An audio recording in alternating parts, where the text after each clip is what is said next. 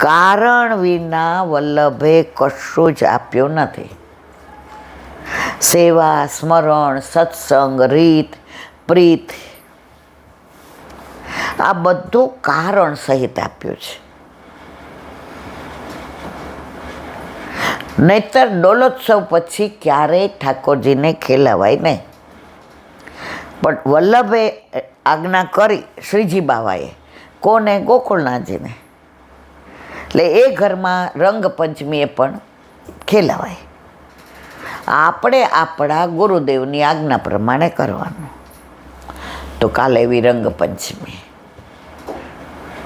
તો જ્યાં ગોકુળનાથજી બિરાજતા હશે ત્યાં કાલે પાછો ખેલ, મહાખેલ, ભારે ખેલ. બોલો વલ્લભાધીશ કી. દસમ સ્કંદ.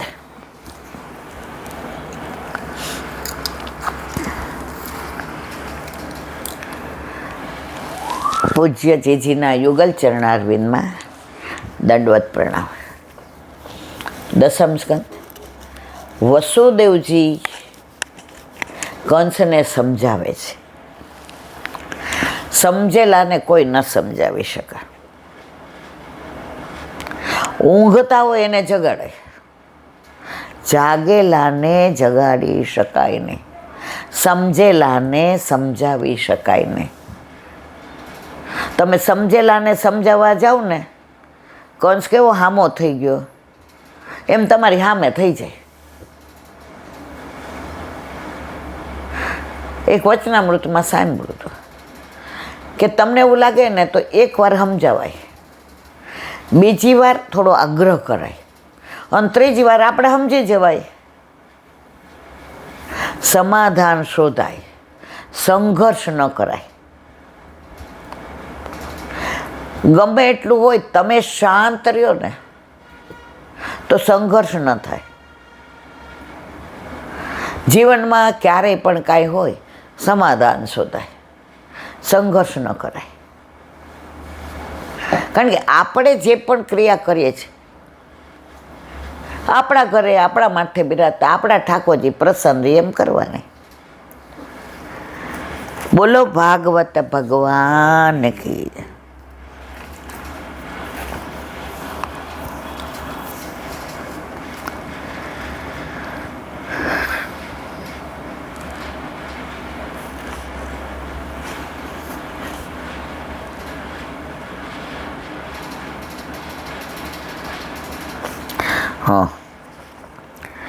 તસ્માન કસ્યદિત દ્રોહમાચારેત સ તથાવિધ આત્મન ક્ષેમન વંચિન દ્રોગધુર્વે પરતો ભયમ.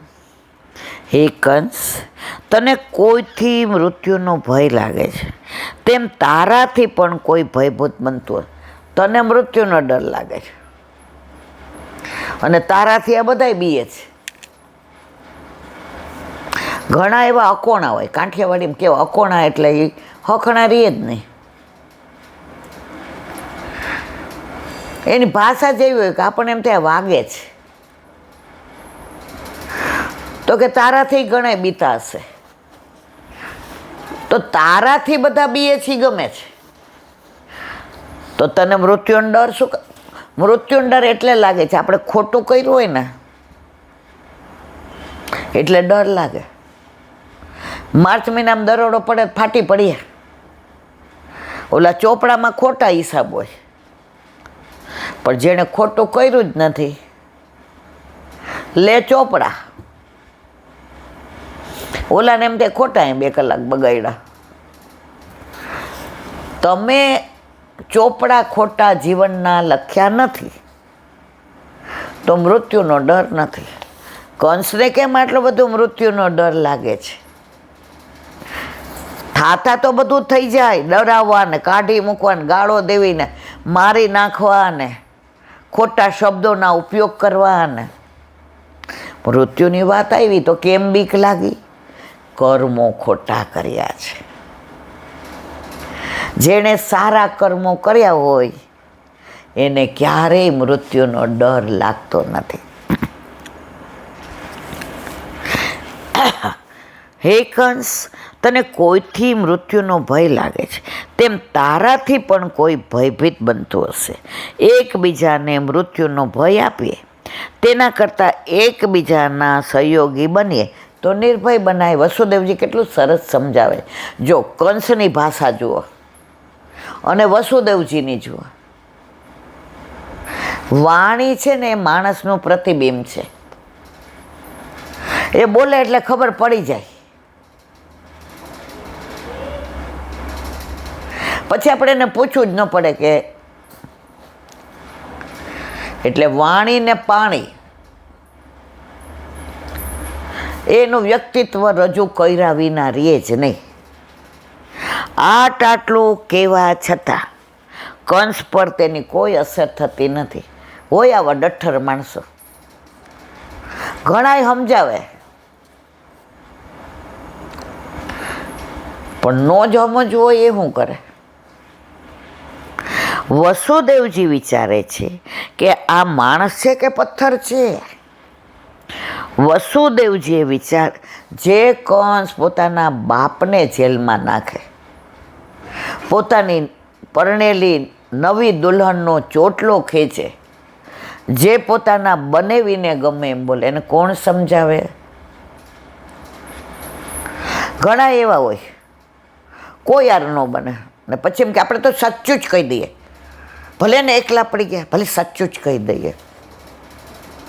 પણ આપણે ક્યારે વિચાર્યું છે કે આપણે બધાને સાચું કહીએ એમાં આપણને બધાએ સાચું કહી દઈએ તો આપણે આમ સહન કરવાની શક્તિ ના.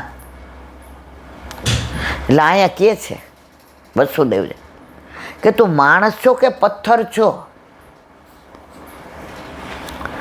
વસુદેવજીએ વિચાર કર્યો કે શાસ્ત્ર વૃત્તિથી સમજવા તૈયાર નથી તો લાવ તેને સ્નેહથી સમજાવો.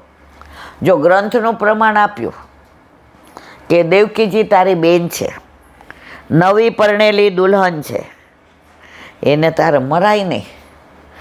શાસ્ત્ર કહે છે કે તું કેવો પાપનો, એ સમજી ગયો કે આને શાસ્ત્ર બાત્રાને કાંઈ અસર નહીં થાય. લાવ હવે પ્રેમથી સમજાવું. એને યાદ અપાવવું કે તું જેને મારી રહ્યો છે એ તારો જીગરનો ટુકડો છે, તારી વાલી બેન છે. વસુદેવજી આંગળી ચીંધીને કહે છે, એશા તવાનુજા બાલા કૃપણા પુત્રી કોપમાં હંતુ નારહિસી કલ્યાણી મીમાંતમ દીનવત્સલા. હે રાજન, આ તારી નાની બેન છે, વળી તે બાલા એટલે બાળકી છે. દેવકી તો માત્ર 11 વર્ષની ગભરું બાળકી છે. તે તારી પુત્રી સમાન છે. ભગવાને તને ન દીકરો આપ્યો કે ન બે હતી અસ્થિ ને પ્રાપ્તિ, પણ કંસને કોઈ સંતાન નહોતું. પ્રભુ સમજીને જ બધા ન્યાય કરતા હોય છે. ભગવાન કે ઘેર દેર હે અંધેર નહીં હે. એને કાંઈ સંતાન જ નહોતું આપ્યું.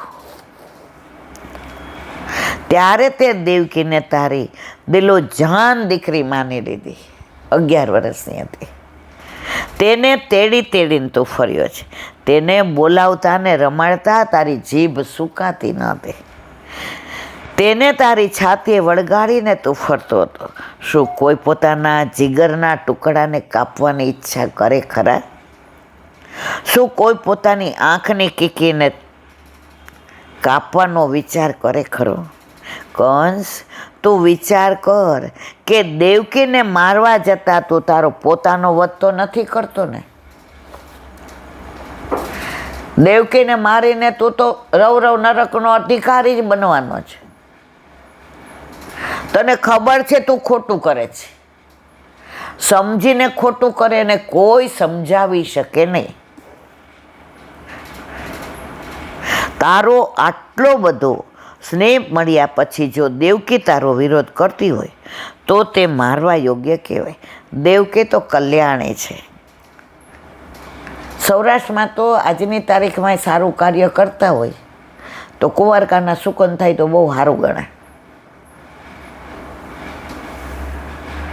અમે નાના હતા તો ગુરુદેવનો પ્રાગટ્ય ઉત્સવ હોય જન્મદિવસ, તો વૈષ્ણવ ઘરેથી કળશ ભરાય, ઈંડોની મોતીની ને સરસ મજાની નાની બોઘેણી રાખી જોઈ એના માટે, અને અંદર હવા રૂપિયો કે ચારાના જેને જે મગને અને કુંવારકા જે ટાઈમમાં ન થતી હોય એ બધી કળશ ભરીને ગુરુદેવને ઘરે જાય. આ સુકન છે.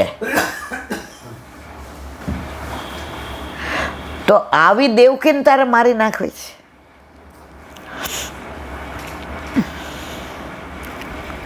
તું એક પણ પ્રસંગ એવો બતાવ કે જેમાં દેવકીએ મનથી પણ તારું બુરું ચાહ્યું હોય.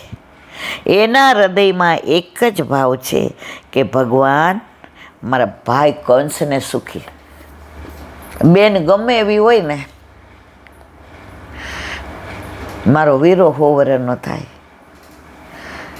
મારો વીરો સુખી થાય. આવો કંસ હતો તો એ દેવકી તો એમ જ કહે છે મારો ભાઈ સુખી રહે. કંસ મનમાં ને મનમાં કહે છે કે દેવકીએ ભલે મારું બુરું નથી કર્યું, પણ ભાગ્ય વિધાએ તો દેવકી દ્વારા જ મારું બુરું ઈચ્છ્યું છે ને. દેવકી રે તો 8મો ગર્ભ મને મારે ને, મારે દેવકીને પતાવી દેવી છે. તે કલ્યાણી હોવા છતાં મારા માટે આજે અકલ્યાણી છે, માટે મારે દેવકી ન જોઈએ. ઘણા એવા દાદા રીંગા હોય, આ તો ન જ જોઈએ. એ બધું આપણા હાથમાં નથી. કંસ ગમે એવો શક્તિશાળી હતો, ગમે એવો જ્ઞાની હતો, દેવકીને મારી શક્યો? સત્યને કોઈ ક્યારેય મારી શકતું નથી. છેલ્લે વસુદેવજીએ કહ્યું, કંસ તું દીન વત્સલ છે, જરાક તો દયા રાખ. તારામાં મરી ગયેલા ભાઈને તું જીવાડ. જે તારો વેરી બનવાનો છે એનો તું મામો બનવાનો છે. જ્યાંનો 8મો ગર્ભ તારો તું મામો થાય કે ના થાય? બેવડી માં એટલે માં. હવે સંબંધોમાં થોડી ઉણપ આવી છે.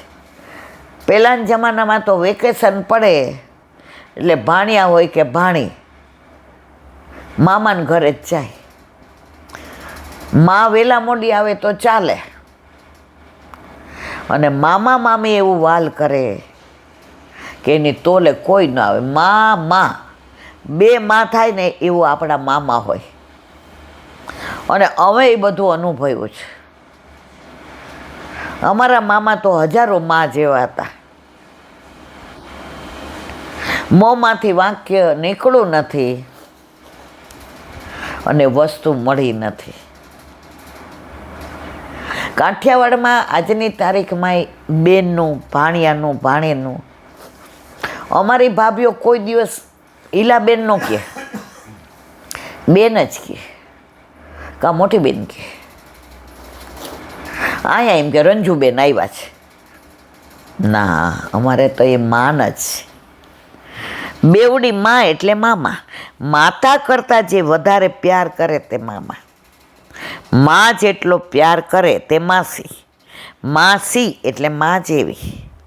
ભગવાન કહેશે મને મામા પણ એવા મળ્યા અને માસી પણ એવી મળી, પૂતના માસી મળી અને કંસ મામા મળ્યા.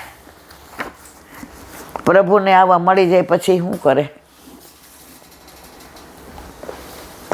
વ્રજ વિહાર.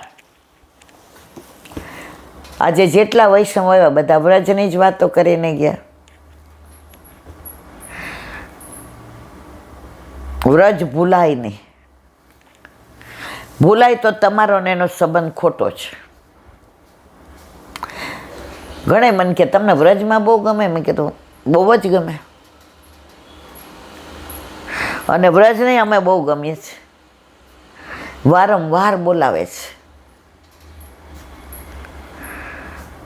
ઓલા નહીં કે તુમે મિલને કા બહાના ચાહીએ, એમ અમે વ્રજમાં જવાનું બહાનું શોધતા હોઈએ છીએ. હવે ઓક્ટોબરમાં જવાનું લીલી પરિક્રમામાં, એટલે સપ્ટેમ્બરમાં તો જવાના નહીં. હવે અધિક મહિનામાં બધાય કે હાલો મેં કીધું ના મારા વાલા, અધિક મહિનામાં ઠાકોરજીને ઘરે આનંદ આવે, કારણ કે આપણા પ્રભુને આપણે ઘરે લાડ લડાવી શકીએ એવા બહાર ન લડાવી શકીએ. હમણાં કાંઈક પ્રોગ્રામ આવ્યો હશે એટલે બધાના ફોન આવે, ઈલાબેન તમે આવવાના છે, પણ મારા વાલા કેટલા જણના ફોન, એટલે મારે અહીંથી જાહેર કરવું પડે છે કે ના, આ વખતે હું અધિક મહિનામાં ક્યાંય નથી જવાની, અહીંયા જ રહેવાની છું. પ્રભુની સાથે દીકરા, વહુ, પૌત્ર, પૌત્રી બધાનો વિનિયોગ થાય, બધી ઇન્દ્રિયોનો. આપણે પ્રભુને પધરાવીને જઈએ તો છોકરાઓ કે મમ્મી 3 વર્ષે એકવાર આવે, તો અધિકમાં અધિક પ્રભુની સન્મુખ રહેવાય. તું તો લઈને વહી જા, વાત તો સાચી છે. તો બસ ઘરે રહીએ અને આનંદ કરીએ. એટલે હવે તમે બધા ફોન ન સાંભળ્યો એ કદાચ કરે ખરા, પણ ફોન આવે એટલે મારે જવાબ તો દેવો પડે. એટલે અહીંયા જાહેર જવાબ આપી દઉં છું કે હવે ઓક્ટોબરમાં લીલી પરિક્રમામાં મહારાણીમાં કૃપા કરે તો જવાય, ઈલાબેન નક્કી કરે તો ના જવાય. જીવનું સામર્થ્ય નથી કે વ્રજમાં પગ મૂકી શકે. વર્ષ પહેલાં આપણી ભેગી એક દીકરી આવી હતી,